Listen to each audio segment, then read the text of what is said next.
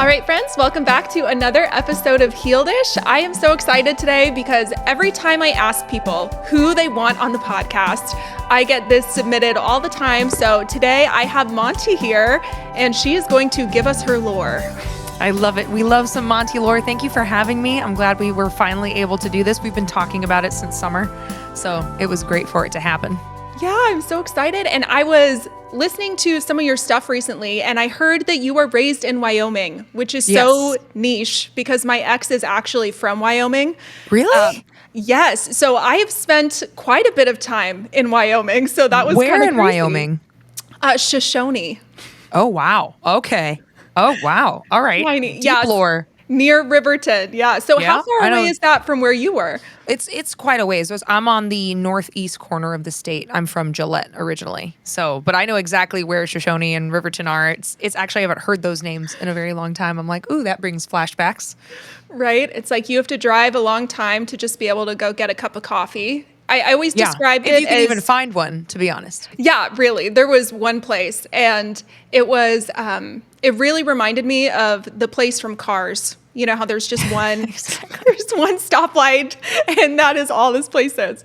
So what was it like? That's most of Wyoming. Most of Wyoming is like that. Yes, it's beautiful, but it's gorgeous, but not a lot going on the people front. Yeah. So what was it like being raised in Wyoming, and what religious system were you brought up in? So I was raised on a cattle ranch north of Gillette, Wyoming, that was bought by my grandparents in the 50s. And so I grew up milking cows and working sheep and working cattle and training horses. I used to train colts, and my whole family rodeos. And it's, it was a very different culture than most people grow up in. I grew up around rodeo, and I was raised very far right Christian nationalist. My family stockpiled arms against the government. We were warned about, if the Democrats ever came and held us at gunpoint, we would need to defend our faith and die for our faith. We were very much prepared for like a Ruby Ridge situation. We even had aliases for like if we ever needed to hide and change our names. Oh my gosh. Oh, and one house had a bunker. Oh, wow. Okay. Yeah. I'm going to need your memoir immediately. But how young were you when these ideas of somebody might break into our house, we might need our secret bunker to survive? How young were you when those were being brought up? I mean, really for as long as I can remember. I remember being about 5 or 6 when I was first kind of starting to be taught gun safety, which in and of itself is not a bad thing, right? It's important to tell your kids, hey, don't try, but it was more like, you need to be able to know how to use this, and you need to be able to defend yourself. And they would take us out and like set up these ranges and like show us how to use.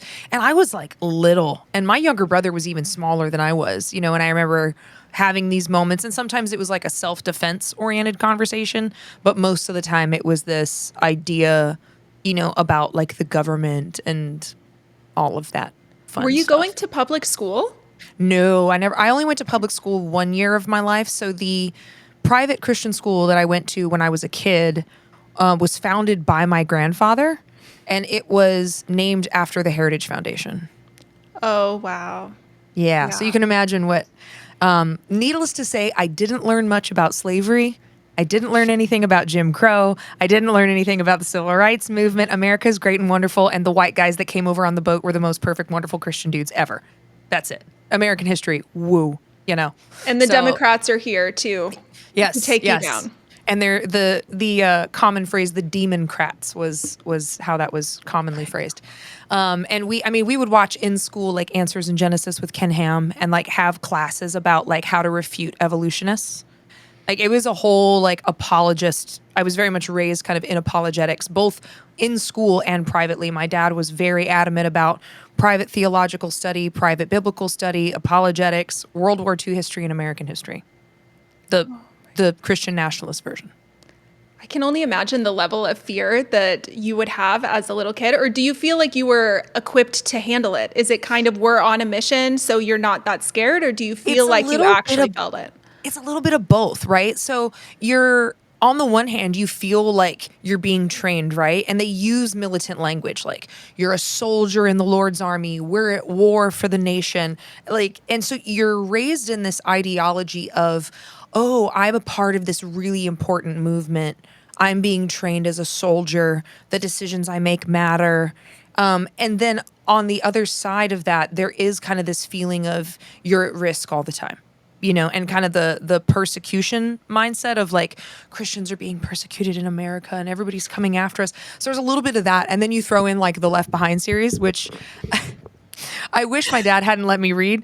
Because my thing is that my dad did not believe in the rapture. He did not buy into dispensationalism. That Wow. was like the one thing that he deviated from Christian nationalism on. He was not on board. He was like, I don't think that's biblical. He knew about Darby. He didn't buy in, but he let me read the books because everyone I knew was reading the books. And I wish he hadn't, because then you add rapture nightmares to that, So, Yeah. and I think my fear really upticked after Columbine. I was going to ask about that because I think it is so common for all of us who were raised evangelical. At the time, it was such a big deal that you truly thought that somebody was going to break into your house and put a gun to your head and say, do you believe in Jesus? And you were told you need to say yes and you need to be willing to die for your faith. And that was such a big cultural shift at the time. And it was presented in a way of like, this is likely to happen. It wasn't just if this were happened in some hypothetical realm. It was very much presented as like, this is what's going to happen to a lot of young Christians. And I think that was driven home for me in middle school and high school. I went out with there was this duo that would go to public schools and they would do a comedy show really about like an anti-drug kind of thing.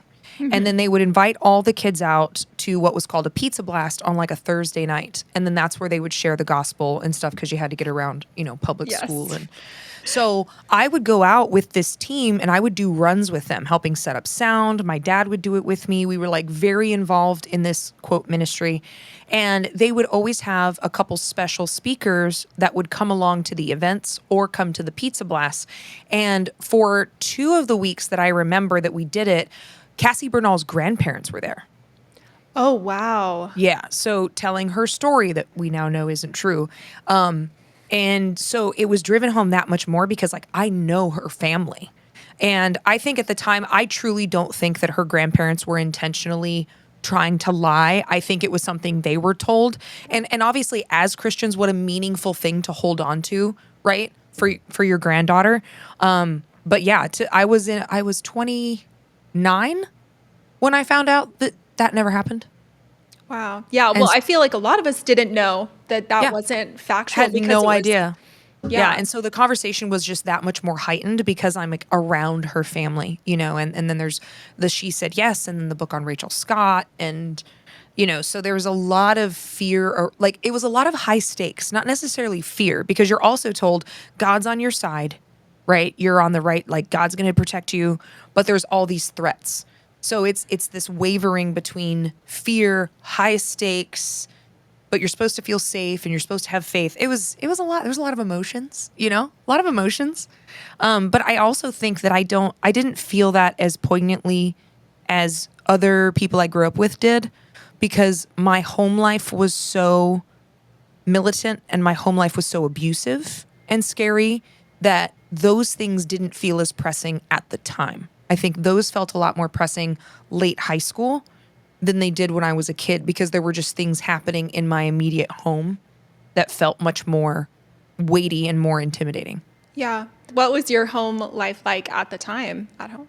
So I'm number 5 of 6 kids originally. And when I was 6 years old, I came home from school and my dad's crying on the couch. And my dad was like the all-American. My dad looked like he could be a 50s actor along with John Wayne, and very similar ideas around masculinity. So I'd never seen my dad show any kind of emotion. And so I come in, he's crying. I run up to him like, Daddy, what's wrong? I was close to my dad my whole life, or his whole life. And he said, your mom's gone. And I was like, what does that mean? Didn't know. I was like 6. And I remember saying, Daddy, I'm going to pray for you. And I put my hands on his legs and prayed over him because that's what I was told to do. And it turned out my mom had left my dad for another man, left all 6 of us kids with dad. And it wasn't until I got older that I realized the nature of their relationship and like how brutal my dad really was, not physically, but very much so emotionally, with like Christian umbrella doctrine, all of that stuff, like the real, like ultimate submission. Like you have to do every little thing I want you to, despite your emotional and physical well-being. Yeah. But when she left, my dad very much went to the scripture and was like, well, she's an adulteress now, so you can't have anything to do with her. And if you talk to her, you can't be with me. It's her or it's me. And so at first, all 6 of us stayed with dad. We thought he would force us to memorize Bible verses about adultery. We were forced to write her letters telling her we didn't want her in our lives anymore. He would And actually sit down and give you guys paper to do that? yeah, yep. Wow. So was your mom trying to talk to you after she left? No. My dad ended up filing for divorce. My dad got primary custody of all 6 of us. But my dad also had more money and more resources. She was a stay-at-home mom. And I don't believe she had finished college either. So she had no way. And I ended up talking with her about that because my birth mother's still alive. And I ended up talking with her about that in my 20s. But so it became the situation where my dad was never drank, never swore, never did any of those things. But the authoritarian system in our home was ironclad, and discipline just went way too far. Like if you transgressed in any way, he would typically use a wooden spoon, but he would also use whatever's handy. He spanked me with a bullwhip once. He beat my brother with a frozen hose. And the rule was, and this is partly based on James Dobson, and, if your kid cries for more than 2 to 5 minutes, they're trying to punish you and you need to beat them again, which is a quote from James Dobson's book. My dad's thing was that you couldn't cry or scream while he did it. And if you did, he would beat you harder and longer. And so you learned to not react and cry later, or grab a pillow and bite into it, or, whatever you had to do. But it was very, very rigid, very, very strict rules. Everything is black and white. And when I was younger, this changed for me when I got a little older. But when I was younger, it was very much, as a woman, your only job is to get married and serve a man. You need to have as many kids as possible so that we can, and this is a direct quote, outbreed non-Christians. Oh my gosh. And I believe it, Yep. because you hear that sort of rhetoric going on now still. Yep. It's where the pronatalism idea comes from. And so it was just really, really violent. My parents eventually got divorced. It was pretty messy. It took 2 years. And then when my dad remarried my stepmom, things got so much worse for us. So my 4 older siblings ended up going to live with my mom. So we weren't allowed to talk with them either. So now it's just me and my younger brother growing up with my dad my whole life. And I was always very close to my dad. Was always daddy's girl. We shared music together. And I didn't understand that the system I was in was so unhealthy and so dangerous. I had, obviously, because you're a kid and you trust your parents or you trust the adults. Yeah. You're raised in this system where, it's God, the pastor, your dad. And if you question any of those men, you're questioning God Himself. And yeah, of course, obviously, as the Lord hath ordained. Just very convenient. It's so convenient. Yeah. It's almost like when you build a religion that's written only by men are God's favorite. Weird how that works. It's funny. But my stepmom was significantly worse. So when my stepmom enters the picture, after she marries my dad, she won't speak to us except to she'll leave us a job list on the counter in the morning. And we have to clean the whole house, scrub everything. She beat my brother senseless for missing a spot mopping the floor. He was 7 years old. And it became a thing where we had to live for 2 years in a dark basement that really didn't have any windows because we were not allowed to exist upstairs. If you were coming out of the basement, you had to be out of the house unless you were cleaning the upstairs for my stepmom. We were just not allowed to, it was a very much kids should not be seen kind of a thing. That's such a nightmare. Did any part of you, when he started dating or when you were introduced to her, were you hoping that maybe a woman would bring in some nurturing or she would be kind? Or was she just pretty vicious? She was so nice to us before they got married. I loved her before they got married. But my dad was her sixth husband. So like there was definitely a ruse here, and it was like a switch. The second she had a marriage license, different human, different human. But she was way, way different when my dad was seeing her. And also, my dad was a single dad of 6 kids, right? He's going to kind of grab what's there, unfortunately, which is unfortunately a lot of times what people do when they do have a lot of kids or they're overwhelmed. You kind of settle in relationships if you need help. And that's where he was at. So things got a lot worse with her. I ended up requesting to be sent to boarding school at 11. My dad had graduated from a boarding school. My 2 oldest sisters had graduated from the same school. And I asked to be sent away because of my stepmother and because of that was the 1 year I had been in public school and I was bullied just maliciously.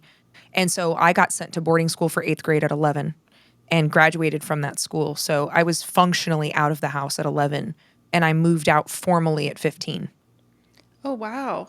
So what happened in those years between then? So at 11, were you just there a year? Or you So I was in boarding school for the rest of, I graduated at Oh, 16. So I was at boarding school for 5 years. got it. Okay. And it was great. And it's like the most ultra, again, Christian nationalist, conservative Christian school. But compared to Yeah. home, I was like, oh, this is the best thing that's ever happened to me. I have so much freedom and I'm not scared all the time and, worried that if I do something wrong, I'm going to get the nonsense beaten out of me. So it was great for me. Like going to boarding school was amazing for me because of where I was coming from. Yeah. Do you think your dad felt like he was a good dad? Like, I was think he so. not seeing how vicious this woman was and what he was putting his children through? So in my dad's defense, a lot of this stuff, my dad was always a workaholic. That's a trait that I inherited from him. So he was always out working. And she was very different when he was around. Yeah. But as a little kid, and you get kind of these threats saying, don't you dare tell your dad, you're going to get in trouble. Or she would rat on us about things we did or didn't do, and we'd get our asses beat, right? And dad would come discipline us. So you learn to not say anything because you're afraid of what the repercussions will be as soon as dad's out of the room. And he really didn't find out everything that was going on with her until I was 19. And I got an email from him saying, hey, I've heard XYZ PDQ. Is this true? And that was the first time I wrote out a big letter to my dad saying, here's what happened. But he was very much, he believed the only reason you could get divorced from someone was adultery. And so he still wouldn't leave her, even when he knew that had all gone on. But at the time, he didn't know about it. And by the time he found out about it, my younger brother was in the military and I was at Liberty. So I was out already and I had been moved out for 4 years at that point. Oh my gosh. So he had to, in his mind, he has to stay with this woman because he's not allowed to get divorced because of this. Mm-hmm. But I can only imagine if that were my kid and I found that out. Although he was also, abusive in his own ways, for sure. Exactly. And I will say that the discipline too far thing really stopped when I was about 10. Yeah. And I think my brother had to deal with it for a year or two more because he was younger. But after that, there wasn't that kind of physical abuse. There was religious abuse that I think my dad was inflicting unintentionally because I don't think he had ever gotten to the point where he had dealt with those beliefs. So he was just passing on what had been fed to him and what he thought was right. And, my whole family, my dad, my uncle, my cousin were all Republican politicians. I met Dick Cheney when I was 10 because my dad knew Dick. We were friends with the Cheneys, And so there was this whole system. It was just an ecosystem that my dad was in that my dad never had the opportunity to get out of. So there was other religious and psychological trauma. My dad, I think, also had some mental illness that was undiagnosed. I don't think any of that was intentional. Yeah. And the physical Especially abuse. If you're reading James Dobson. Can you explain to people who that is? For people who aren't familiar? Because I have found people are shocked when they hear these big names and James what Dobson, has really Bill Gothard. influenced, what influenced so many Christian families. So James Dobson was a psychiatrist who really didn't like science. But he came out with a book called Dare to Discipline in the 70s, which talked about viciously beating your kids, like corporal discipline. And even in the 70s, psychiatrists were starting to say, hey, this is probably damaging for kids that makes sense because if I attack you in the street and beat you, I'm going to go to jail for assault. If I beat a dog and someone sees me do it, I'm getting arrested. But for some reason, it's okay when it's little kids. But Dobson had a lot of teachings around you had to physically beat your kids with an item, preferably a belt or a stick. He called kids little sadists and that their spirit had to be broken. You had to break the will of a strong-willed child. If they cried for more than 2 to 5 minutes, they were trying to punish you. You needed to beat them again. And he also had a lot of teachings about female submission, as all of these, again, male super right leaders do. You know, that a woman's only purpose was to get married, have sex with her husband, and have kids. And he said, this is a direct quote, sex is the exchange a woman makes for security. So he was very much, he taught that young women exchange sex for someone to keep them safe, which is just a horrific ideology on a lot of levels. And his submission doctrine, if you will, overlapped with Bill Gothard's umbrella of authority. And so they really fed off each other. So James Dobson also lobbied with local governments to stop funding for AIDS research, AIDS treatment, saying that it was God's just punishment on gay people. He also said the Sandy Hook shooting was punishment on America for accepting gay rights. He lobbied against women's health care, obviously women's choice. He lobbied against birth control. But he was also, so he was this huge, and he created Focus on the Family, which is the #1 evangelical kind of radio conglomerate in the world. Like magazines. You remember all the shows. Oh, yeah. Did you listen to Adventures in Odyssey? Adventures in Odyssey and McGee and Me. McGee and Me was my favorite. Yeah. So for those who don't know, those are fictional little stories that you would listen to that came from Focus on the Family, and they all had moral things behind them, or they're trying to teach kids the ways of God. And I fell asleep listening to Adventures in Odyssey every single night for probably like 7 years. And honestly, I really liked it at the time because I just thought it was fun stories, you know. But looking back and hearing about the history of Dobson, it is wild. Well, and he was kind of the face of Christian marriage and family counseling. Yeah. And he would, anyway, I'll get into what he would say here in a second. But the founder of Christian marriage counseling, whose face didn't make it because he was a white supremacist, eugenicist, and an atheist, was named Paul Popenoe. And so Paul Popenoe was really popular in eugenics prior to World War II. After the Nazis, eugenics falls out of favor. He goes into marriage and family counseling, focusing on white women having as many babies as possible to preserve the white race. But his ideas were so extreme, especially in that post-World War II era, that the only people that would buy in were evangelical leaders. And he would teach them that white women should never take birth control.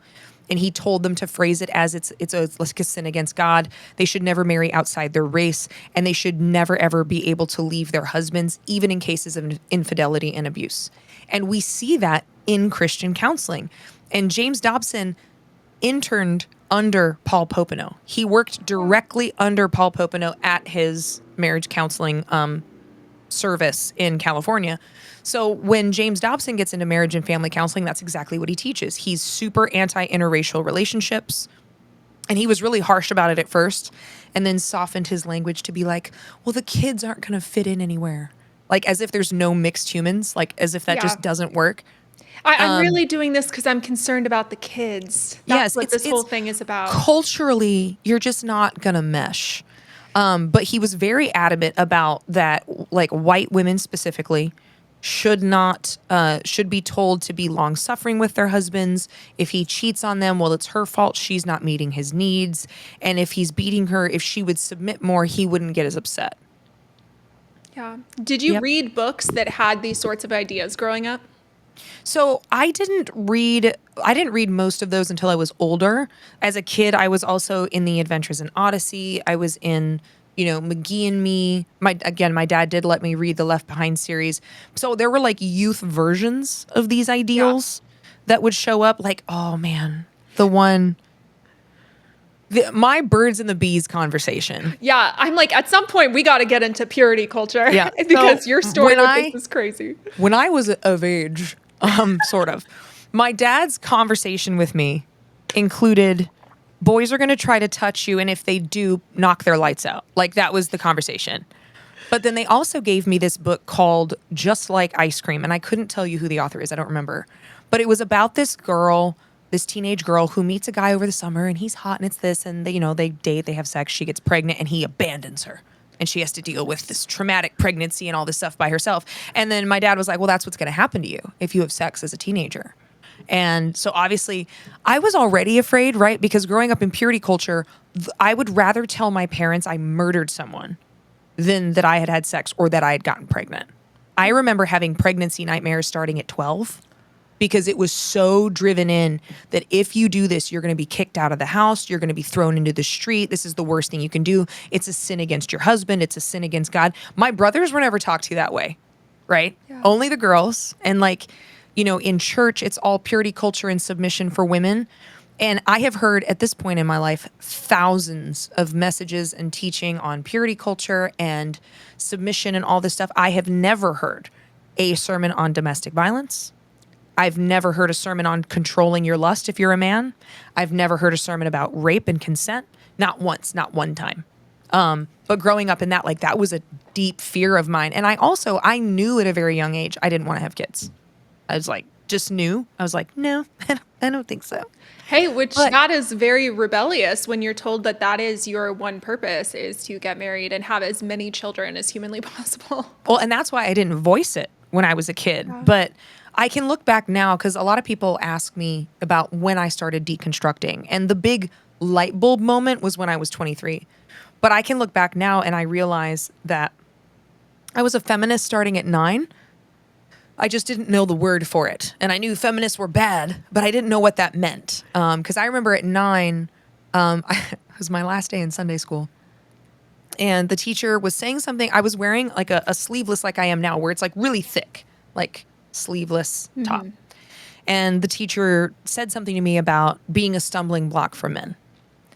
And I remember asking, not as articulately as this, but if men are supposed to be leaders, why can't they lead themselves?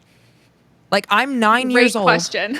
I'm 9 years old. Why am I responsible for what a grown man does? She got so flustered and upset, she threw me out of Sunday school, and I was never allowed to come back. I had to go to adult services after that.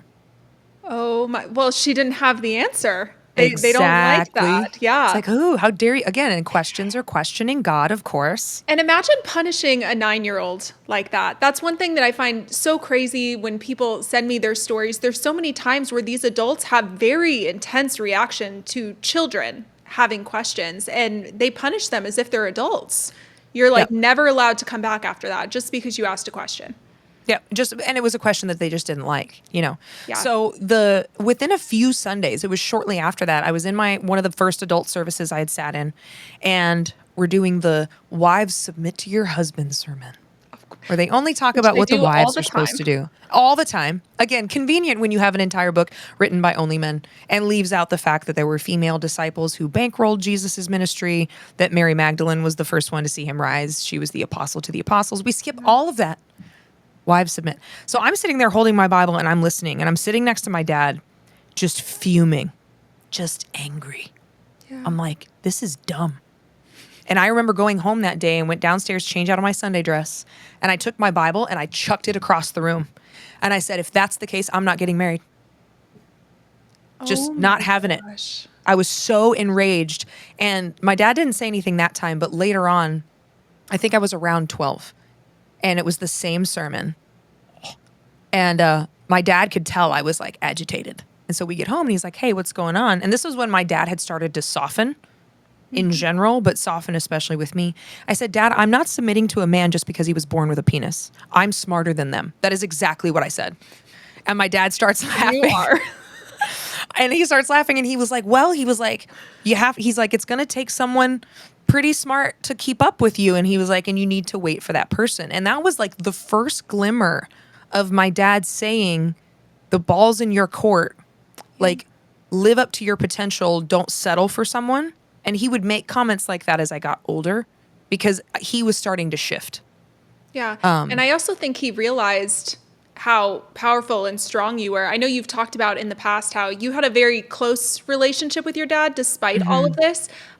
What was that like feeling like you said you were extremely close with him? So it kind of feels like you are his little protege Yes. over Oh, he here. told me another direct quote was, "You're you are my hope as a father. No pressure." Where do you think that came from? I I think there's a few things. The first is my dad, like he had cut off my four older siblings, but at the same time, I think he felt rejected by them Yeah. because they went back to my real mom and he didn't know how to process that. It just felt like rejection. But there was also my dad and I were very similar. So even if you see a picture of my father, I look like the redheaded female version of my dad. Like we look like twins almost. We look so much alike. But we were interested in the same things. I loved American history. I loved history in general. We also bonded over music. My dad gave me and taught me music. We would go to nursing homes and sing every week with each other. And so we loved the same things. We also dealt with the same like grief. So I've struggled with depression my entire life, really until the last 2 years. And my dad struggled with really severe clinical depression and looking back, I think bipolar as well. So we loved the same things. We felt the same kind of pains, the same kind of emptiness.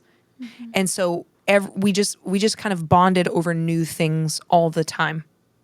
And because I was always really intellectual, probably way more than I needed to be.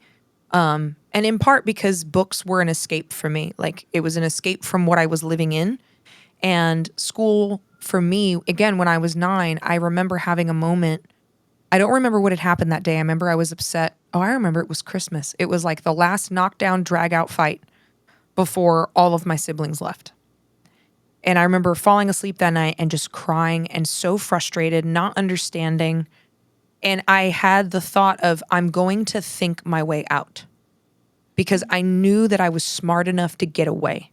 And I didn't know how to do that yet or what that looked like. But I was so diligent with books and with study because I knew that it was my one way to get out. And because of that, my dad connected with me intellectually because I had a master's degree reading level at 10. Like I was reading and functioning at a really high level, and not necessarily in a healthy way because I did not have a lot of emotional maturity. I didn't know how to interact with people. It was a way for me to hide from people and kind of wall myself in. But because of that, there was this closeness in my dad and I's relationship that remained until he died. Yeah. How many times would you say you have read the Bible or had read the Bible as a kid? I remember I read it the first time cover to cover when I was 9. A lot happened when I was 9. It was a big year for me. Most transformational year. No. I want to say cover to cover, like straight through probably 8. As far as like all the way through. And like if you piece together the other sections where like, oh, I'm studying Genesis, and now I'm studying Matthew, probably 4 or 5 more times. But it was like a yearly thing I would do, like read the Bible in a year, which I Yeah. did most years from 9 to 16. So after you threw the Bible at the wall because you were so mad about what you heard during that sermon, do you think that that affected your faith at all, or was it more so the idea of marriage? It didn't affect my faith. For me, the immediate loophole was, okay, I'm not getting married. Got it. Problem Like if solved. this is what, did you believe that that's what God really said? So Well, it was a conflict of that doesn't feel right. yeah. Right? Like why would God make half of us less than? That didn't make sense to me as a kid because even at that time, even at that age, you couldn't tell me that someone having no choice, no leadership, no resources was equal to the person who has all of that. So, but I was like, well, this must be God's will because dad and the pastor say so. And if that's God's will, I will just stay single because I don't want to have kids anyway. Loophole. I fixed both my problems. That is the solution. So I did found you it. not date at all? No, not till college. Yeah. So I dated. That's not true. I dated for like a couple months my senior year in high school, a guy that my dad could not stand. ooh, rebel. But I had my dad, it was a boarding school. So my dad's like, if there's going to be a safe environment for you to date somebody that I don't like, it's going to be at a really strict, like, boarding school. But lost my train of thought. Hang on. So I dated oh yes. So my junior year, it came up, like, cause my dad was like, what's going, like, cause he's like, I've never heard you talk about a boy. And I just told him, I was like, I just don't have time for that, which has kind of been the theme of my life. I just don't have time for that. I'm busy. I'm busy, Dad. I am busy trying to get the hell out of here. And I just said it that way. I was like, Dad, I just want to focus on school. I want to do well. I'm really excited for college because I was when I started my senior year, I was 15. So I had this conversation with my dad at 15, and he was like, I was starting to wonder if you were gay. And I mean, that was like a whole new wave of fear of like, oh no, my dad thinks I'm gay. What's going to happen to me? Am I gay? No. Am I gay? Turns out there was a lot of questions answered later in life. But yeah, so it was just, that was just how I solved the problem. Was I was like, okay, I'm just not going to do this. And part of that was because I was so young when I started high school that like hormones and puberty didn't hit me until I was already a senior. Oh yeah, because you graduated so early. Yeah. So I didn't date until I went to Liberty. Okay, can you tell me about Liberty? Because I know some friends who went there, and then I recently saw there's either it's a documentary, a new podcast series that's coming out about some of the really dark stuff about Liberty. But what was your experience? Is it called Liberty Lost, the new podcast? Yes. About the godparent home? Yes. So I went the fall after Jerry Sr. died. And for those of you who don't know who Jerry Falwell Sr. is, he's the reason that the evangelicals are so against abortion, functionally. He was also someone who founded a segregation academy after Brown versus the Board of Education because rich white kids shouldn't have to go to school with brown children. But he founded this college called Liberty University and an elementary school that's attached to it called Liberty Christian Academy. And when in 1970s, when Jimmy Carter came to evangelical schools like Bob Jones and Liberty and said, hey, you're either going to desegregate your schools or I'm taking away your tax exempt status and I'm back charging you taxes, which Bob Jones did lose their tax exempt status. Then Jerry Falwell in 1978 gave his first anti-abortion speech because they couldn't get evangelicals out to vote for racism anymore, at least openly. So abortion and gay rights were the new battleground because when Roe was passed, the Southern Baptist Convention released 4 church-wide edicts, and the Dallas Theological Seminary released an edict saying that they supported it, that nothing superseded a woman's right to choose, that, hey, the Bible, Dobson said, the Bible doesn't have an opinion on abortion, therefore neither do I, until it became convenient for money and to be able to keep their segregation academies. Dobson said that? Dobson said that. Wow. Oh, also fun I'm fact about Dobson. So much. I forgot. He went and interviewed Ted Bundy. Wait, I heard about this. Mm-hmm. And you can find the interviews like where he's talking to him, and then after that said that the evangelical community should forgive Ted Bundy because porn made him do it. Oh yeah, because porn obviously is why you become a serial killer. Of yeah, course. like why you're a sexual sadist. Okay. But Jerry Falwell then became he founded the Moral Majority, where we get that phrase. He became an affiliate with Paul Weyrich, the Heritage Foundation. They were a big pivotal part in getting Reagan elected. And then they were ingratiated into the Reagan administration, and that's where we start to see like the Republican Christendom marriage happen. He was a key mover and shaker in that. And like before I graduated, Trump came and spoke at one of our college chapels. Like they were already setting up his campaign. They knew years in advance that he was going to run. Around what year do you think that was? I want to say that was 2011. Wow. I didn't realize it was that far in advance. Yeah. I mean, something was going on. Like he was building relationships with evangelicals. And so Liberty is like it's a dry campus, but it's very Christian nationalist. It's very, umbrella hierarchy, gender roles, all this stuff. Like they would kind of mock female students saying, we know you're really just here to get your MRS degree. Oh yeah. Yeah, I've heard that one for sure. Yeah, they would say that in like chapels, public announcements, make a joke out of it.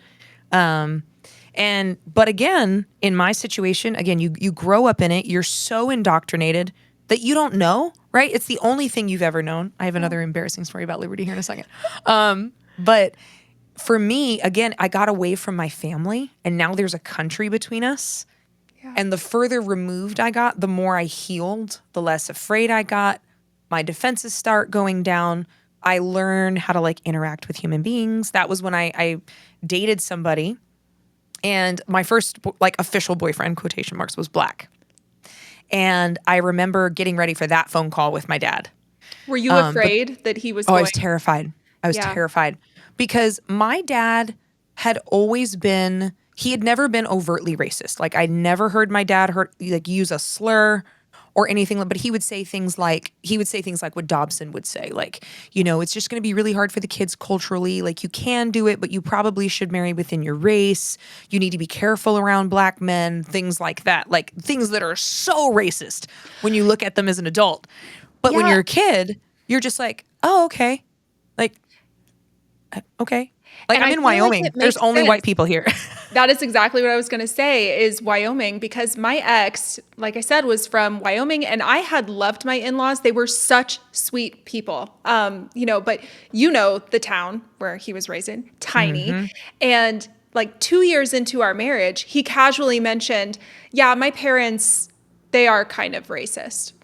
And I was shocked because I was like, what do you mean they're racist? He said, well, if I had tried to marry somebody black, they would not have been happy. And that really, I don't know, that really shocked me because I just thought that they were such kind loving, people. But he said, people. what you don't understand is this is how it is in Wyoming, is what he said. And I don't want to say that to everybody in Wyoming. I might have listeners in Wyoming, and I'm not saying you're like this, but it is something they probably know the culture of it, though. Yeah, probably. So I was terrified, and I think this was my second year of college, if I remember correctly. But I remember I was in a Starbucks parking lot being like, I have to call my dad. Like, I have to tell him. And, like, I knew, like, for instance, my grandfathers were all super racist. Yeah. So, and I also knew because I was starting to, like, my eyes were starting to open just a little bit. Yeah. So I knew that sometimes you don't know how racist someone is until they're confronted with something like that. Mm-hmm. So I'm sitting in the car. I finally call him. And I'm like, Dad, I have to talk to you about something. He's like, should I sit down? It's like, probably. And he is like, is it about Jordan? And I was like, yeah. And he was like, he's like, you two are going to date, aren't you? And I was like, yeah. And you're wondering what I'm going to say because he's black. Yes. He's like, I don't care as long as he treats you right and you're happy. Wow. Like, were you shocked by that? Shocked. Like, no pushback. But Jordan had been my best friend for over a year. So my dad knew who he was. He had heard me talk about him. And I was shocked. And then my grandfather, he was like an adopted grandfather, found out, lost his mind, and started slurs, yelling, like, and my oldest sister, who has always been the most soft-spoken, maternal, meek, very quiet, like her and I are very opposite on the personality spectrum. She spins around. I will never forget this.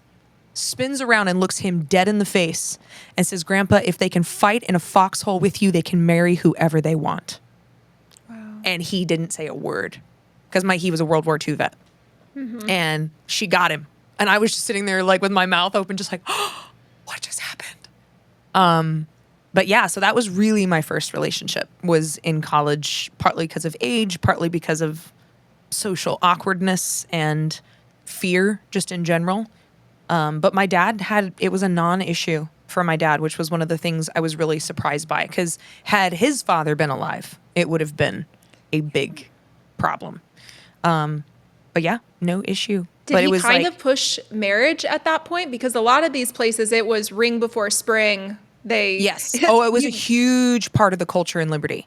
Yeah. Huge. But my dad at that point had really backed off the marriage rhetoric with me. When I was younger, it was all I heard. Like he's still pushing purity culture really hard. And I had purity jewelry he gave me when I was 13, which is so gross. Like, I had to sign a purity contract with my dad. Oh my gosh, please tell me he proposed to Oh, you with the it's ring. no. So thankfully, so what the tradition was in my family was when you turned 13, you could get your ears pierced. And then dad would give you a set of Black Hills gold jewelry that was earrings and a matching necklace. And then there was like the whole purity thing. But like I got a letter from him, like a 3-page letter on my birthday about purity, promising my purity to him. And then I had to sign a contract to get the jewelry and get my ears pierced. And it was really gross in retrospect. It's kind of like a bribe. You get It's this like a jewelry bribe. if you do this. Yeah. And you don't realize too at the time, and again, I didn't realize this until maybe 6 years into deconstructing, that they truly do not believe in consent. Like, you can't consent yes when you're unmarried because you've made this covenant with your father. So you can't consent yes. And then after you're married, you can't consent no. Like you can't, there's no consent in either direction for women. But again, you don't realize it. But when I was 10, I skipped 6th grade. I was put in 7th grade, and they did a bunch of IQ testing with me, and I don't remember what all we did. I just remember being locked in a room with computers by myself for a whole day. That's all I remember. And then they came back with like my IQ, my reading level. Was your IQ insanely high? Yeah, it was like 142. Yeah, 141, that's 142. really high. And and I didn't know what any of that meant. And I was just like, can I please go read Lord of the Rings now? Because that's what I was really into at the time. And when my dad saw that paper, and I think it was the reading level that really got him, because I had a master's degree reading level. And when he realized, oh, you're smart, the dialogue immediately changed. It was immediately, we're going to get you involved in politics. We're going to get you in law school. We're going to get you on the Supreme Court so that you can overturn Roe v. Wade. Yeah. Was like, it just shifted. Yeah, he's thinking, I had a kid now who is going to make actual lasting change, which she's going to be part of the movement. Yeah. You are part of a movement. You right? are just part of a very different one. Just played out differently than. So his rhetoric with me had really changed to more of the like focus on your education, focus on the prize, and then the right man will like show up in the race with you, which is a healthy way to view that. Yeah. Which all of my sisters should have been taught that, not just me. So there wasn't a big push for me to get married. Also because I was a sophomore in college. I was 17. Still so young. So he's like, obviously he's not going to push his 17, 18 year. I might have been 18 at the time. Yeah, I think it was spring of that year. So I think I was 18. So there was no push, but there was, again, that big conversation around purity. But I never felt pressured by my dad to get married. Even when I was engaged, my dad was never like rushing it, pushing it. I wouldn't have even thought of having a wedding if it weren't for him, because he didn't get to walk any of my sisters down the aisle because of the feud. Yeah. So I was like, oh, I guess I have to do it, because I've always just was not down for weddings. I don't like white. I don't understand it. Like I don't enjoy weddings, but I was like, well, dad would really like it and his family would like it. And then it didn't end up happening anyway. So I was like, cool, no problem. Easy. You're like, I'll problem take solved. it. What were you majoring in when you were at Liberty? So I started as pre-law, and when I realized how much sitting and desk work I was going to have to do, I was not really a fan of that. I was really, really active at the time. And that's when I learned that you can go to school for things like physical therapy and things where active movement is more of a part of it. So I ended up going for pre-med, but specifically for clinical exercise science and psychology. With the intention of going to either physician's assistant school or physical therapy school. Wow. So what did you end up doing with your education? How far along? So I only got my bachelor's. I was accepted into a physician's assistant program. And then I was like, I don't know if I want to do that. I don't. Yeah. That's a lot of debt to take on for something I'm not sure I want to do. And at the time, I was already a certified clinical exercise physiologist. So I had something I could do and work with. So I decided to take a gap year. Famous last words. Take a break for a while. Take a little break. Met my then fiance. We opened a training studio together. That relationship blows up in the most cataclysmic way possible. No, what happened? So we open, and ladies, if you're listening to this, do not, just don't relocate for a man you're not married to. Don't put money into his business ventures if you're not married or have a contract. Both, and this goes both ways, gents. Don't do it the other way around either. Always have paperwork. Make sure you're married. Make sure your butt is protected, because I did not. We started a personal training studio together, and by that I mean I started it with my money and I was running it. And your brains. And my brains. And things started getting really weird, and like I was working another full-time job and running the studio. And he just, like, things started getting really strange, really tense.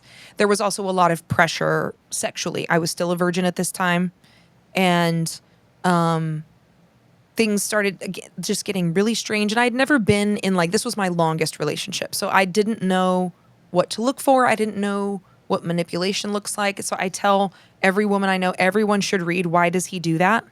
It's my favorite book. Like, to understand manipulation and abuse, like, seriously, if you have teen daughters, please read that book with them. Like, it would have saved me so much because I just didn't know.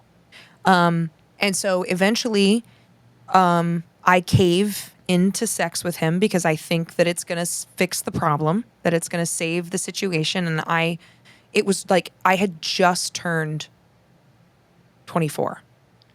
And 2 days later, I wake up, bolt upright in bed. I'm like, I should check the phone bill. Don't know why. I've never looked at the phone bill Neither have I. or since this moment. And so I go to the phone bill because we shared a plan, because again, I'm paying for everything. And I see this number from Hawaii pop up over and over and over. I'm like, that's weird. But I knew he had a military buddy who was a woman who lived in Hawaii. I was like, huh, weird. So the next day I call her.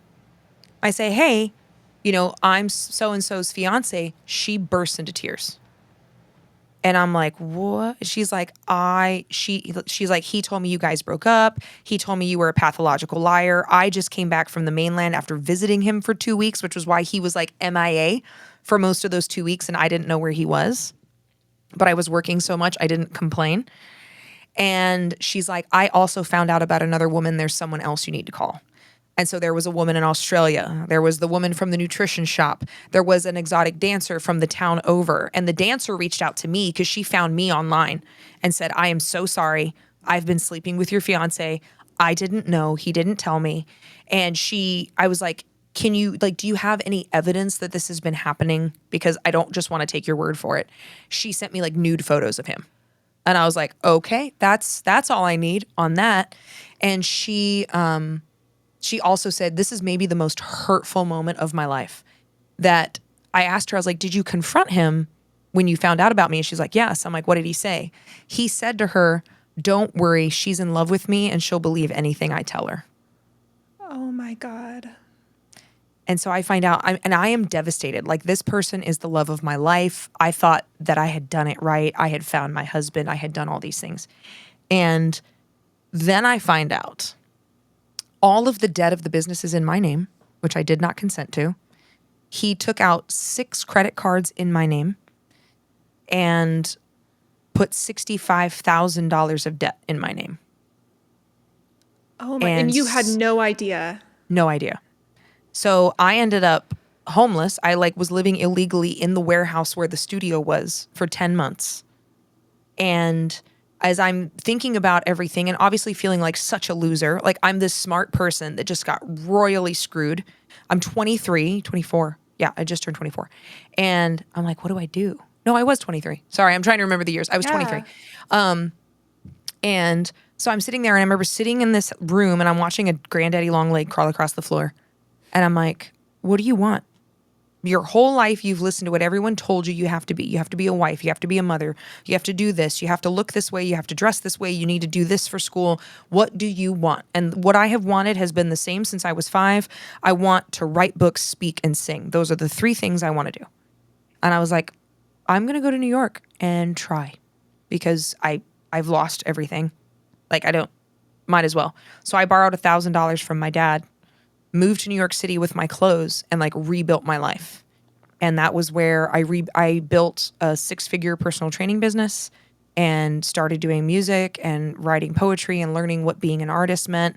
That was where I went through losing my dad and really rebuilt my life from the ground up. And my deconstruction has started right before all of this happened with my fiance, because his half sister, who was 12, turned up pregnant.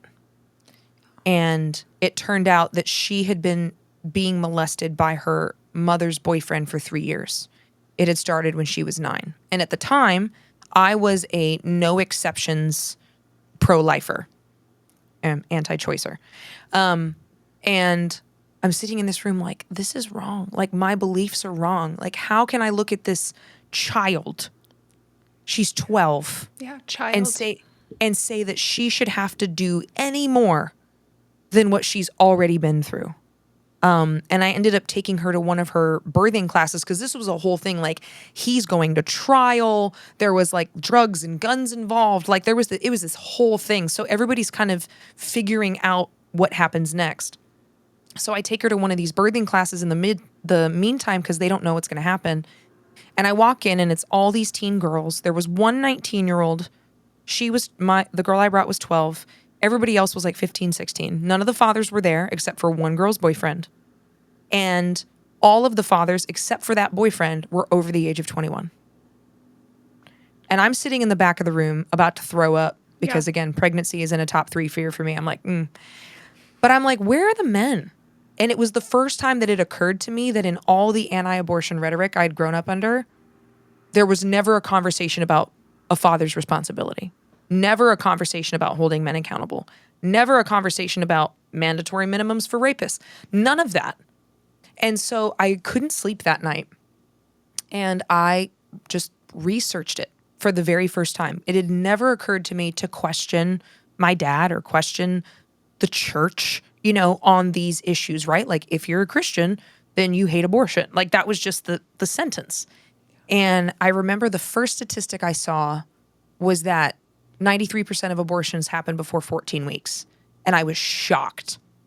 Because I had been told, it's all these, second and third trimester. And I believed at that point that after birth abortions were real.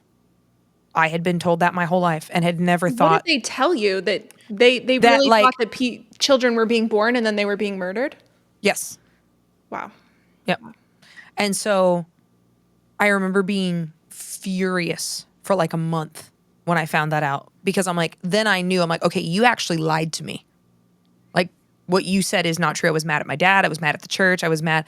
And then, like a lot of people who deconstruct, when one issue falls, the others start to fall, which is why they're so hell-bent on controlling what media you take in, what you can read, what you can listen to, who you can talk to. They paint anyone who has a different ideology or religion as the devil or demons to get you to not ask. So my deconstruction had started before I moved to New York. And so that was really where I deconstructed.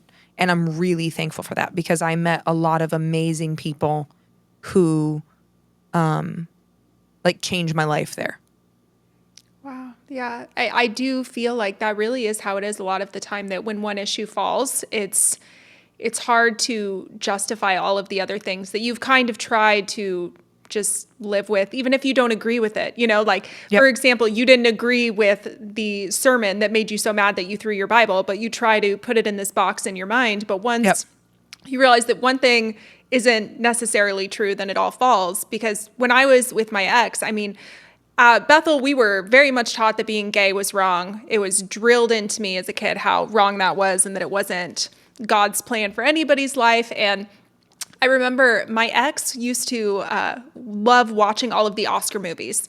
So it was the year of the Oscar movies, and we would watch all of them except for Call Me By Your Name came out.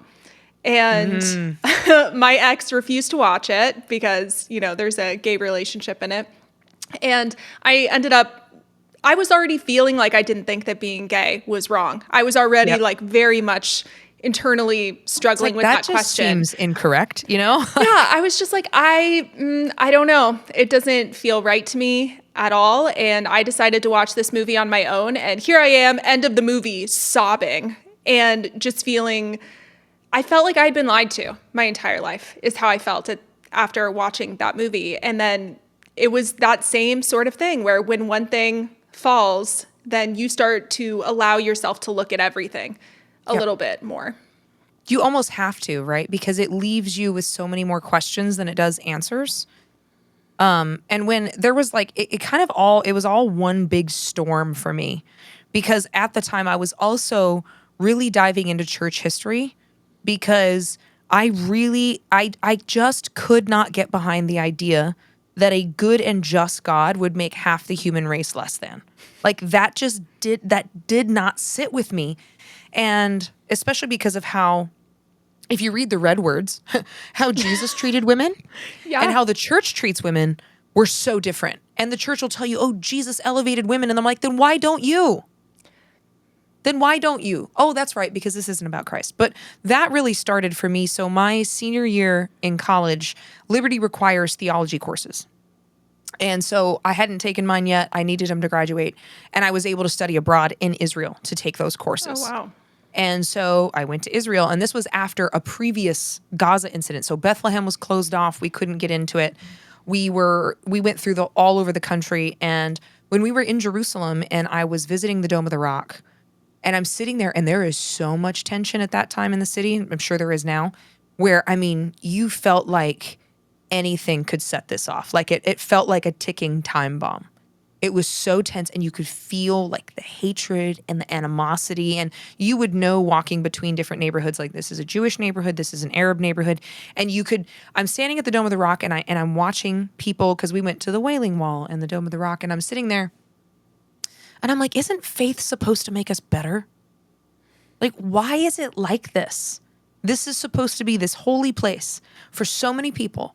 Why is it like this? And I just couldn't get that question out of my head of how did we get here? Because this can't be right. So I had already started deconstructing, like really going through church history at that time. And then shortly after my senior year, meeting my ex-fiance and all of that happening on the social side. And it all kind of peaked between 20 and 23. And I started deconstructing. And yeah, it does. It leaves you with a lot more questions than you have answers. And the more you find out, the angrier you get. I went through a couple years of being pretty furiously angry at the world, at my dad, at the church. And then there were like the years of therapy, because when I lost my virginity to my ex-fiance, I cried so hard I threw up.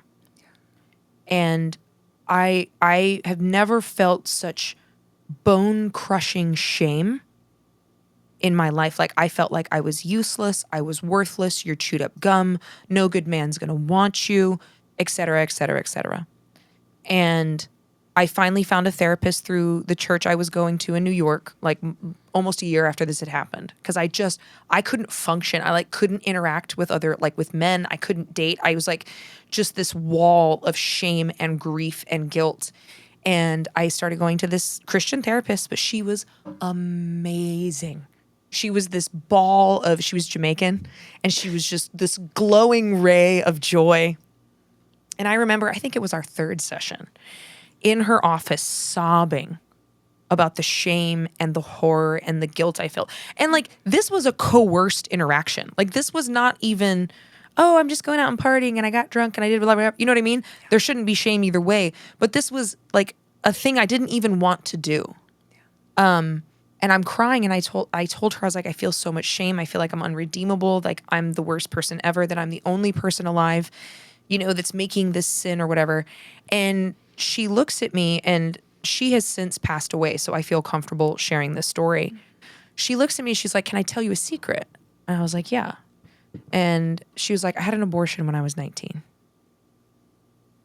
And she tells me this story that, like, as far as I know at that time, only me, her, and her husband knew. And she was like, I need you to understand that you're not the only person that, like, one, makes mistakes. And she's like, two, she's like, I don't agree with what your dad has taught you. Because I was completely ruined. I was completely devastated. And that really took a lot to recover from. And I will say that out of all, a lot of people ask me what's been the hardest thing for you. It's been purity culture. Like I've never been good at dating. I'm not romantically driven that much to begin with. Yeah. But I've really struggled with that. And it was probably not until I hit my 30s that I could have any kind of intimate interaction with someone and not cry and puke. Like, was how deeply internalized that was. And then at 31, I realized, oh, what do you mean that straight women don't have thoughts like that? Oh, this all makes a lot more sense. So I realized that I was thankfully deconstructed enough, but I realized I was bi at 31. I was like, oh, well, that makes a lot more sense. Okay. And then I just moved on. I had enough deconstruction, thankfully, that I didn't feel any shame about that. It was kind of just a surprise, like a little present. But that was the hardest thing for me to overcome. And that's one of the reasons that I love fashion so much, because I went through this almost decade-long process of learning. I had been taught so much body shame in multiple directions. One was my dad was very adamant that you needed to be attractive and thin all the time for your future husband and when you're married. So, if you were overweight as a woman, it was more sinful than a man. I was also taught that my body was sinful and seductive, even at 9, that anything that happened to me sexually was my fault. I was assaulted when I was 18, and it took me 2 years to tell my dad about it. And because it wasn't penetrative P&V sex, he wrote it off. Oh, you were just groped. And he then went and tried to minister to the guy. Oh my gosh, I want to throw up. Yeah. The layers of trauma there. That's horrible. And like the betrayal. And so I had been raised with this, but also there's this idea that every Christian nationalist is raised with, that you're inherently evil, you're inherently broken. And then they add the layer for women of like, well, Eve sinned first and she's the reason the world has fallen apart and all this stuff. Yeah. So I hated my body. I was obsessed with my weight. I was obsessed with food. I lost 90 pounds in high school. I was overweight when I was young because food was a coping mechanism. So I lost 90 pounds in high school, fell into an eating disorder. I was diagnosed with anorexia nervosa, and I'm 5'10". I weigh about 160, 165 now. I was 110. And so about 55 pounds lighter than I am now. And so I had just had this guilt and this shame and this obsession. And fashion, I started in modeling, and then it moved into like my musical artistry, and then just fashion because it's fun and it's like playing dress up. But fashion was a huge part of me healing my hatred of my own body and my own shame. And being able to, because people, they'll get on Instagram and like, what are you, trans? Oh my God, you're such a slut. But for me, being able to wear a crop top or wear a revealing top or wear like a panel jumpsuit is such a testament of victory, because I have finally, like within the last 2 years, gotten to the place where I love my body so much and I'm so proud of it. And I love my sexuality and I love my sensuality, and I don't feel guilt and shame over it. And I like love the beauty of the human form. And that took a decade to really get past. And so that's one of the reasons that fashion is such a big thing for me. Like the nails, the clothes, the hair. I love it. Because it was healing for me. And that's one of the things I'm trying to put together, like a little ebook for women that have dealt with eating dysfunction, body dysmorphia, and things like that. Kind of just the steps that I went through that I found really healing. But that was the last part to go, was purity culture. It really, I know that, that's been part of your journey too. Yeah. And I think that people don't talk about the lasting effects of purity culture that much. They'll talk about the things that happened when they were in middle school and stuff, but those sorts of ideas, they really do stick with you. And I mean, even when I was married to my ex, I would also cry when I would have sex, and I was married and I didn't understand why I didn't feel good about myself or feel good about my body. And reading Come As You Are was really great. That was very helpful and healing for me. But even when I got with my now husband and I was really starting to unpack purity culture, oh my gosh, the amount of times I cried when we were intimate in the first year is crazy, because you would just have these waves of, even though I had maybe intellectually deconstructed this idea of purity culture and it being tied to my worth, you still feel it in your body. And it takes a lot of time. Because that's the other part of it, is that they tell you that the only thing you are worth is giving your body to your husband. It doesn't belong to you. It belongs to your father until you give it to your husband, which is such a sick mentality to give someone. And of course, if you're told the worst thing you can possibly do as a woman is have sex or get pregnant, and it's sinful and you're seductive and your body is sinful, you can't get married and flip a switch and turn 20 years of programming off. That's not how it works. Yeah. Yeah. And for me, when I was with my husband for the first time, I broke down crying the first time we got together, and thankfully he was so kind. We had only been together like a couple weeks, it was ridiculous. Not ridiculous that we were together, but I just lost it. I was so emotional. And when I look back at it, what I was thinking was, oh my gosh, if this doesn't work out, you're going to have to explain this to somebody someday. Yep.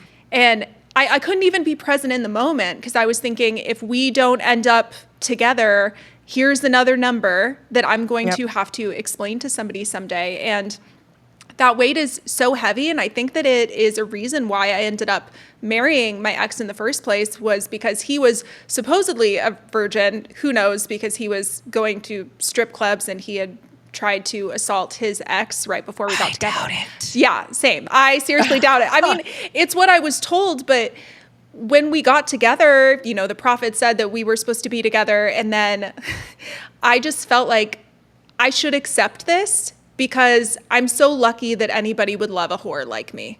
Oh. And he's a good guy. He's waited for me, So I think that, they don't realize how damaging these beliefs are, because then you have people like you, where you were cheated on and you had this horrible circumstance, and you're thinking, I felt like I had done everything right. And then you just feel so sick that you're throwing up, because you're trying to come to terms with, how do I move forward after this, when all of my eggs had been in this purity culture basket for so many years. And it's so deeply dehumanizing, because it truly reduces you to nothing more than an object. Yeah. You're not a person, you're not a human. And that, when I look objectively at my life, like, the hardest lesson I had to learn was that I'm a person, and that my feelings matter and my existence matters, and I own my body. And I am working on a personal memoir, and the working title is Enough, because that is the thing that I struggled with the most in this entire journey was, am I enough? Because it's, you're not good enough. You're not pure enough. You're not this enough. You're not this. And I lived my life, the majority of my life, in such crippling shame that for me, like, that's the through line. For me, the victory was when that shame finally went away. And it's this duality of the shame that was placed on me, right? Because you're a woman and you're this and you're all these things.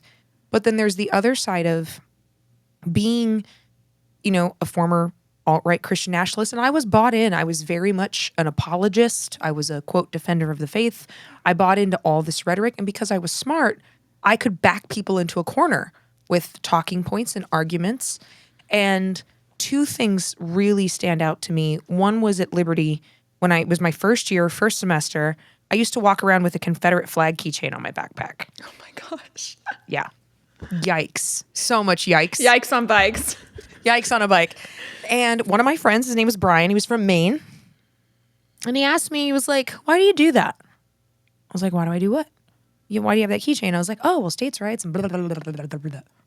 And he didn't challenge me on it, and he didn't let me back him into a corner with my talking points. He was like, how do you think Black people feel when they see that? And I was just shell-shocked. I'd never considered it. And I couldn't sleep that night. Sleeplessness is a common thoroughfare through my life. Yeah. And I couldn't sleep that night. And I was like, man, if I was a Black person and I saw that flag, it would mean something very different for me. And so at that point, because I hadn't deconstructed like whitewashed American history yet, that came later, but it was enough for me that I felt so much guilt and shame over the harm that might have caused that I took that keychain off and threw it in the trash. Like, no questions asked. It didn't exist after that day. Because I didn't even want it. It mattered more to me that I wasn't harming people than being right in that moment. But I still feel so much, I felt a lot of shame and stupidity around that, especially when you learn the truth of our history. You're like, oh my God, I was walking around like a blithering idiot. What the, and then the other moment that stands out for me is I had not deconstructed being supportive of like gay rights and human sexuality. And one of my coworkers at the time, her brother was trans. And I did all the rhetoric you hear now, just went at it and she eventually blocked me, as she should have. Yeah. And I feel so much shame about that conversation because yes, I was indoctrinated, but intent does not negate harm. And I know that I actively participated in harm. So shame, when I really got into the heart of my deconstruction, there was this shame that was placed on me in purity culture. And there was the shame of reckoning with actions that I had done, things that I had said, harm that I had participated in. Because one of the reasons I'm so passionate about talking about Christian nationalism in a public-facing forum is because I am someone who used to participate in it. And so for me, part of deconstruction, and I don't mean this in the religious sense, it's just the right word, was this radical repentance. Because I had always been taught that, repentance is you say sorry to God and you're going to hit the checklist next time. And I realize now that repentance is change, because you have not experienced radical repentance unless you have felt shame, done everything you can to make that decision right, and it changes who you are. Like, that to me is what repentance actually means. And that's why it doesn't have a spiritual context, because you can harm someone or you can participate in a system, and you can, when you make the decision that this was so wrong, I refuse to participate in it anymore, that's repentance. So I had so much shame to work in and through. And that's why now it's so important for me to teach as often and as much as I can, because I want people to have those eye-opening moments I had. And I also want people who maybe are early in the game of Christian nationalism to hear the truth before they have to face that radical repentance and before they have to face that harm that is either going to be perpetrated to them or that they're going to perpetrate on other people.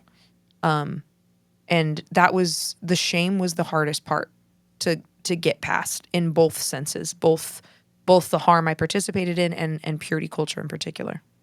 Has it been healing for you to have the pages that you have now to be able to speak out against those things? Has that helped with the shame?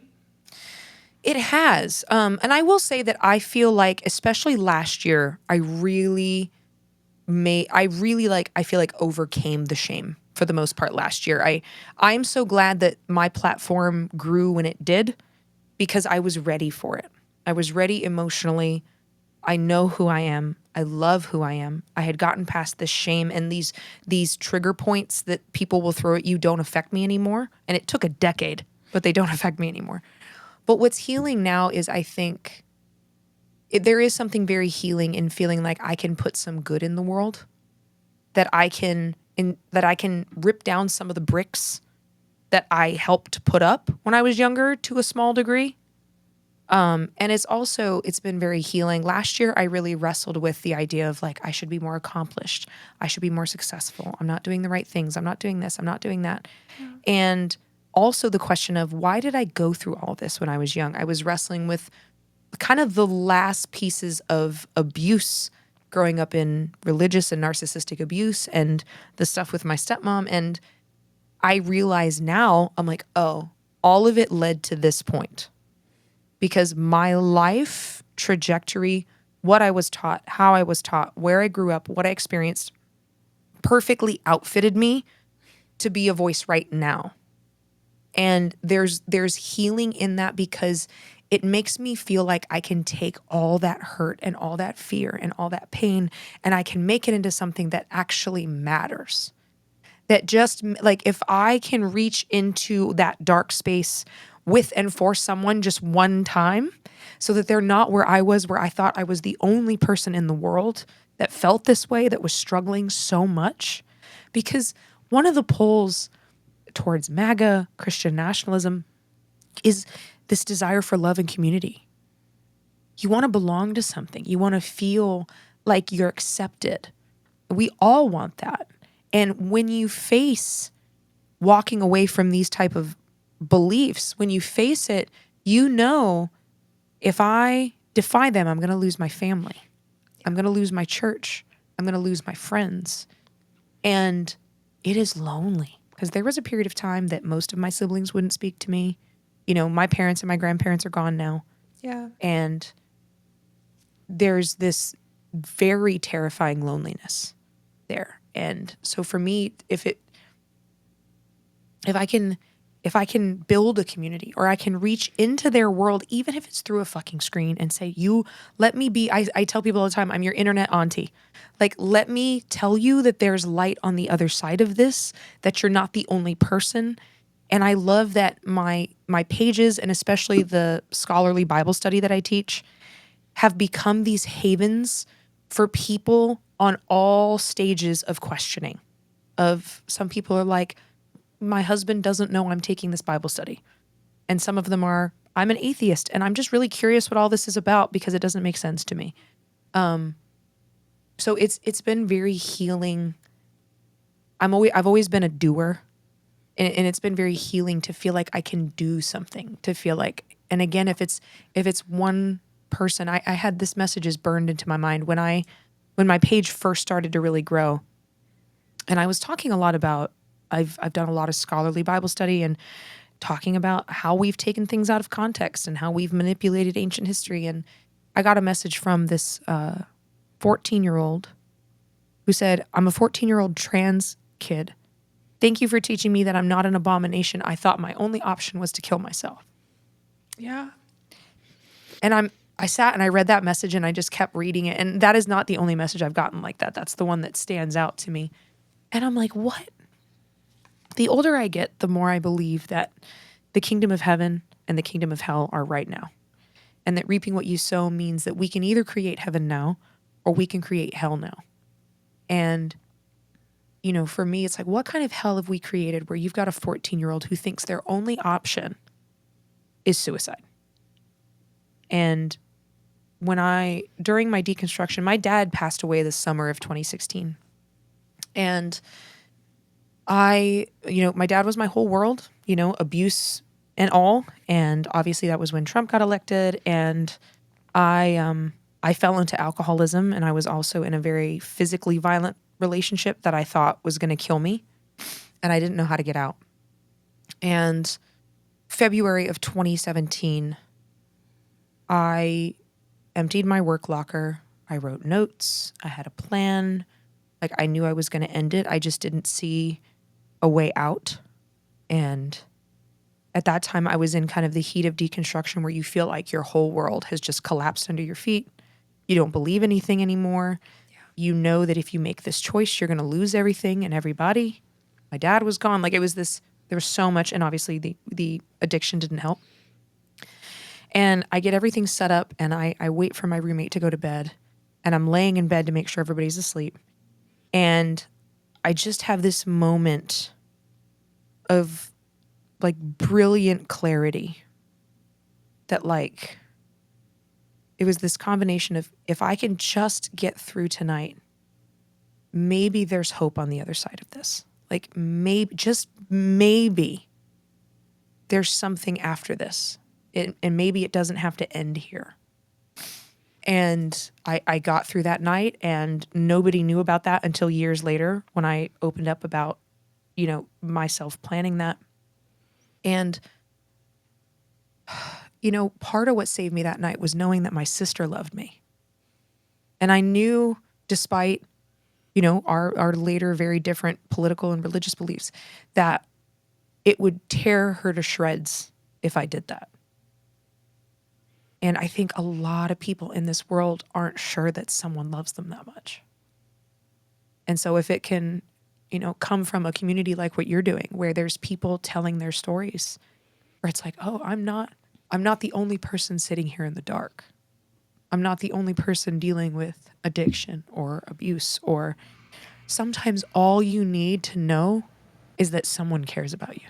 Like, it just takes one person. That for me is the most healing part of all of this work, is that if there can be one little voice in someone's head that says, hey, don't give up yet. That for me is the most healing thing, because I would really like to be the voice I wish I had when I was younger. And I wish that someone had interceded for me and taught me that I didn't have so much to be ashamed and embarrassed of. So now that I know, I try, don't always get it right. Sometimes I lose my cool, but I try to be that voice for other people now. And I get a lot of great messages. For anyone listening who's really struggling with the current climate, there is a lot of good change happening. I get messages, I've gotten several from women in their 60s who are like, thank you for teaching me that I can overcome this. Women that are still in their 60s and 70s dealing with purity culture and dealing with shame and dealing with abuse. And it's, it means a lot to try to. I sometimes feel like a very small, teeny tiny pebble against a tsunami, but it's still worth the effort. Yeah, I think the deconstruction community, your page and some of the other pages that are in this space, they've been so healing, because I think when you're going through deconstruction, it isn't just losing, which that would be enough on its own. It isn't just losing all of the belief systems that you were raised in, and you're trying to figure out, what do I actually believe when I'm not being told, gun to your head, you need to believe this thing.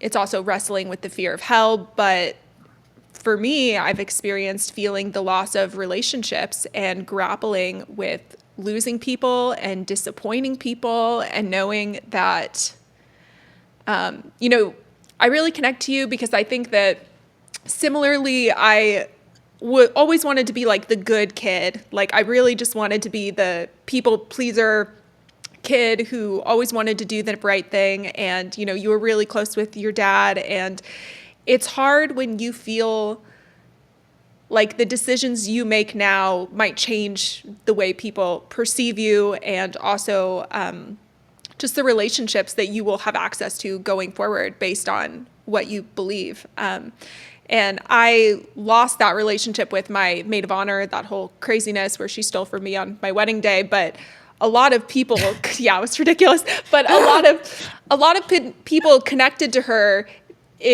We disconnected through that, but we also were disconnecting through other things like deconstruction as well, and Christian nationalism. And it's very hard to navigate these things. You don't have a handbook for this. Nobody taught us how to deal with these sorts of things, because we thought that this was going to be our reality forever. And you're also taught to not question, or else you are going to go to hell. And I've always described it as, hell, it is the biggest stakes ever. If you are wrong, you are in for eternal torment. So you better be right. And that's why it's a hell of a fear motivator that people can use to scare you so much that you don't even, you don't trust your own eyes and ears, and scare you so much that you're afraid to think for yourself. And they create such a sense of insecurity.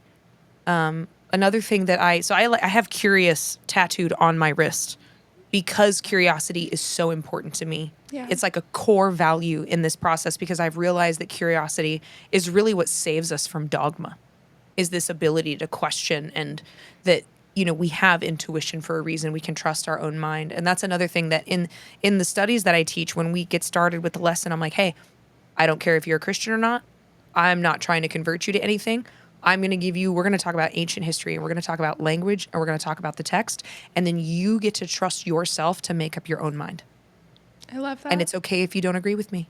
In fact, I love it. I love it when I get a message of like, I follow you and I don't agree with everything, but I like, great. Love that. Perfect. Because that means you're thinking on your own 2 feet. And I love that. I'm not a prophet. I'm not some Joel Osteen character of like, if you just do it this way, God will bless you. I'm just like, I'm just another person who learns something new all the time. I just did an interview with Dan McClellan. And every time I talk to him, I'm always like, I know nothing. Like, I don't know. He's so unbelievably like educated and such an expert. I always learn something new from him, and I'm always emailing him for resources. I'm like, I'm diving into the book of Revelations. Could you send me some scholarly, Yeah. But it's also, I don't feel shame anymore for not knowing something. Because I'm like, oh, I learned this new thing. I can now alter my worldview because I have new information. And I'm off to the races again. Wow. Do you share what you believe publicly in your Bible studies, or is it more so just going into the text itself? Yes and no. So they'll like certain things, like if there's a text that's, some scholars interpret it this way, some scholars interpret it this way. Occasionally I'll be like, I tend to interpret it this way because of XYZ. I try not to get into my personal faith too much, because I don't want it to become dogma, because I don't want it to ever even give the inkling of a conversation that I'm trying to convince people to believe what I believe. I do my best to really just present information, let people ask questions. We have big Q&As, big discussions. And there's sometimes people ask questions. I'm like, hey, I don't know the answer to that, but I will have it by next week. Like, That's awesome. TBD, I'll be right back. But I try not to, simply because I don't ever want to fall into the because it is a trap, right? It's easy to be like, this worked for me, follow my 10-step program. I try not to do that because I don't want it to become something where I don't want people to just follow what I believe just because I believe it. I want them to discover what's right for them. And I really want to be very careful that I don't, because when you grow up in a cult, cults are easy for you to fall back into. I don't want it to ever become a situation where I create my own, like a new dogma for myself. Yeah. So I'm really cautious about that for that reason. And that's why there's one podcast in particular I listen to all the time, because it covers so many topics and I'm learning new things all the time. And I've worked with plant medicine before because I'm trying to make sure that I don't bind myself into a new cult scenario, because it's really easy to do. That's why people that are religious are so prone to fall into cults, because you're raised in that kind of formula. So I try to be really careful about that, because I recognize my addictive personality. I recognize that it's easy for me to fall into those kind of patterns of rigid thinking. So I try to be very careful about that. Yeah. What resources would you suggest for people who are wanting to deconstruct hell or just get more information on the topic? Because I think that is probably the number one question that I get on Instagram whenever ask me a question. It's, how do you get over this fear of eternal torment? Because a lot of people feel like they can't even have curiosity until they feel freedom from that. So there's a couple things. So one, mentioning Dan McClellan, his book, The Bible Says So, is amazing. And like, for someone who's such a genius, it's so approachable. And he debunks like a ton of myths where the people like, the Bible says, and it doesn't actually say that. But one of them is hell. And he walks through the entire Bible and says, this is what they mean. This is how they would have understood it in cultural context. And when you read it, you're like, oh, that actually makes way more sense than what I was taught. And then Brian Recker's brand new book, Hellbent, that comes out this month. I was able to get an advance copy and read it. It's amazing. And it really breaks down that this idea of eternal torment is like the least common idea in Scripture. For the most part, especially in the Old Testament, people believed that everybody went to the same place. They believed in Sheol, which means the pit, and it was depicted as this dry, dark afterlife that everyone went to, like level playing field in the afterlife.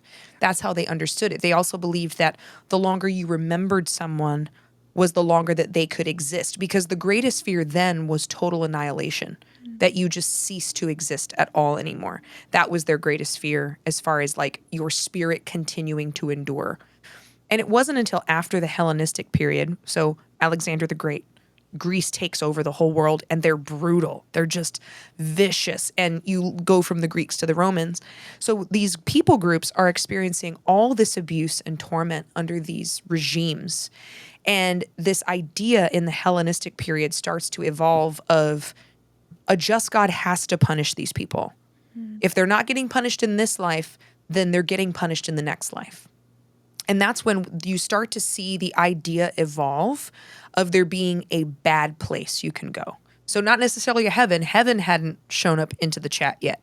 But there was this idea of like there was some place that the wicked would go to get the punishment that they didn't get on earth. And so the Hellenistic period, this goes all the way up into the 2nd and 3rd century BCE. So 200 years before Jesus is born is when these ideas are really starting to take place. And you start to see apocalyptic literature show up. The 1st, 2nd, and 3rd books of Enoch. Daniel is apocalyptic literature. So it's this idea of the wrestling of good and evil and what does justice look like from a just God. When you get into the New Testament, there's 3 popular ideas at that time. So there's still a large group of people that just believe everybody goes to the same place. Now there's this Hellenistic idea of there's a bad place for the wicked. And there's only a handful of times in the entire Bible that a lake of fire is referenced. And most of the time when they refer to the Valley of Gehenna, it was a place of idol worship where child sacrifice to Molech would happen. So it was this place of grief and suffering. That's how it was depicted in Isaiah. And it wasn't meant to be some symbol of eternal fire. It was kind of a symbol of incomprehensible evil, incomprehensible suffering. Like the original readers would not have understood that to be eternal torment. That wouldn't have made sense culturally for them. And then the other references we get from like Revelations and stuff are in texts that are full of symbolism. You know, nobody believes in an actual dragon, coming down and entering the chat. But because the doctrine of hell is so convenient, they take the doctrine of hell to be literal and leave everything else behind, which is the same thing they do to cherry pick throughout scripture. You look at anything mentioning same-sex interaction, there are 6 verses total. Adultery is mentioned 6 times as much. There's 2,000 commands to take care of the poor and the foreigner. Yeah. So it's very cherry picked, and it's done with this idea of America as the main character, not how would the original hearers understood this. They didn't know what sexuality was. That didn't show up until the 1860s. They understood hierarchy. So the reason that the Old Testament addresses male-to-male sexual intercourse, but it never mentions women, is because the sex wasn't the problem. Domination was. In their culture, there was no such thing as consent. There was a sexual agent and a sexual object. And the agent performed a sexual act on the object.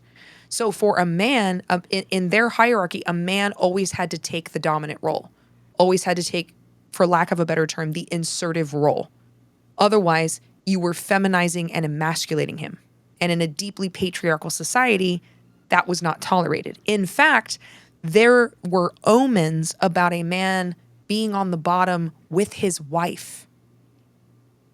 Like the legend of Lilith arrives because of this idea of a man being on the bottom. That is how serious this was to them. So they would not have understood a male-to-male interaction being a consensual, loving relationship. It would have been victimization, abuse. It would have been a show of dominance. Like Sodom and Gomorrah is not about same-sex attraction. Otherwise, Lot wouldn't have offered his daughters to the men.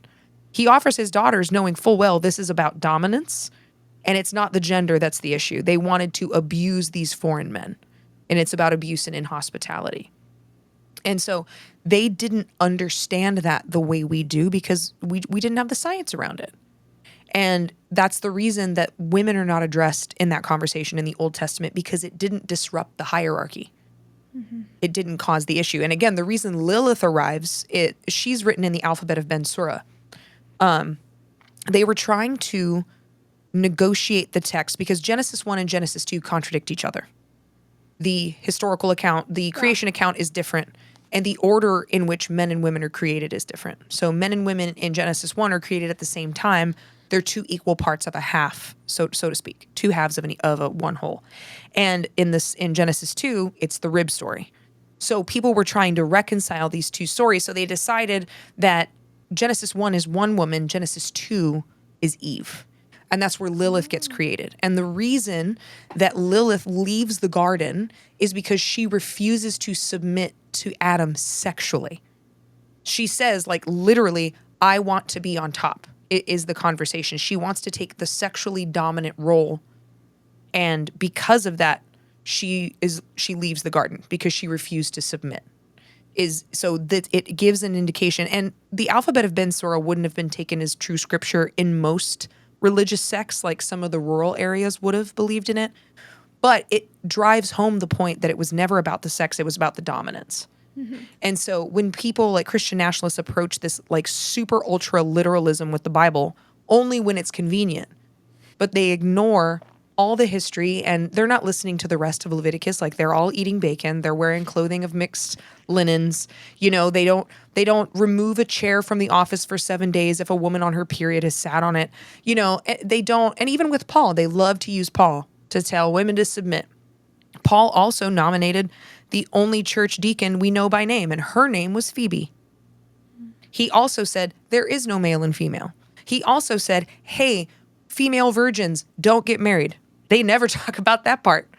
He said, because he believed Jesus was coming back. Like, he was like, don't get married, don't have kids if you can help it. And so it's this very selective literalism. But hell in particular, I think, is the biggest demonstration of that, because it's just not referenced the way that we have been taught it in the scripture, really ever. We've created that because it's such a useful tool to scare people into submission and to scare people into allegiance.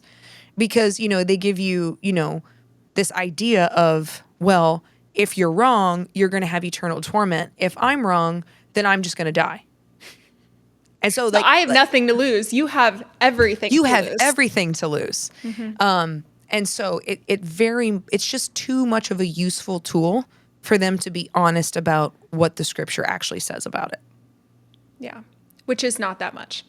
Yeah. So but the original point, The Bible Says So by Dan McClellan and Hellbent by Brian Recker, I think are great resources. Which I'm actually waiting on my copy. I'm getting an advanced one coming, too. It's I'm coming. excited. I got mine the other day. Yeah, he's actually going to be on Heel Dish. We haven't scheduled it yet, but he's going to come on. Awesome. Because I told him I get that question so much, and I need you to come make people feel better. Yeah, he sent me the PDF of it, so I've gotten a chance to read it. I'm excited to read it again in the hard copy. But it's such an important question, because that's the two things that really keep people stuck is losing their community and this fear of hell. You know, and when you can overcome that, man, does it open up so much in your life of like, I can ask these questions, I can explore this thing, I can read about this, you know.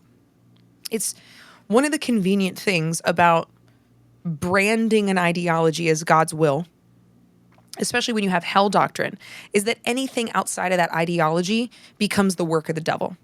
Yes.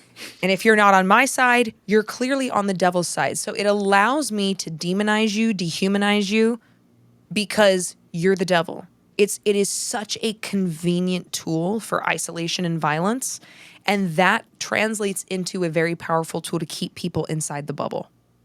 Mm-hmm.